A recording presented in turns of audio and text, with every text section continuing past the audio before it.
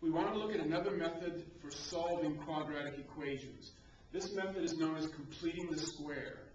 With completing the square, there's a very important thing we have to consider. To apply completing the square, the coefficient of the squared term must be 1.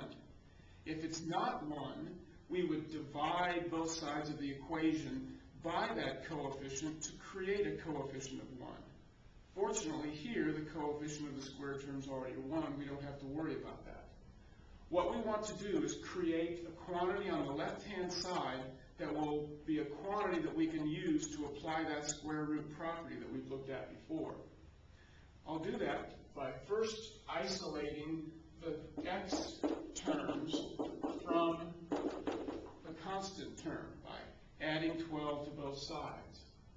Now, I want to add a quantity here, which of course I'll have to add to both sides, that will create a factorable trinomial. And not only will it be a factorable trinomial, but it will be a factorable trinomial that factors into two identical binomials. And the value that we add can be found by taking the coefficient of the first power term, dividing it by 2, and squaring that quantity.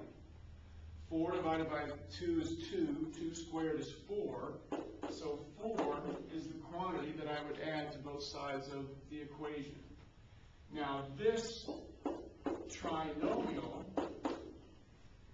factors into x in each of the first positions plus, because this is addition, and half of 4. It's always half of the first power term, which of course is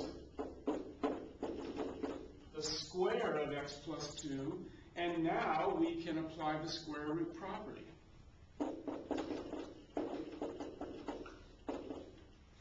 X plus 2 will equal plus or minus the square root of 16. That's plus or minus 4. Subtracting 2 from both sides,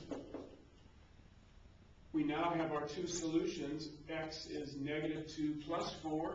X is negative 2 minus 4. Negative 2 plus 4 gives us a solution of x being 2. Negative 2 minus 4 gives us a solution of x being negative 6. And we've used this method of completing the square to find the solutions of this quadratic equation.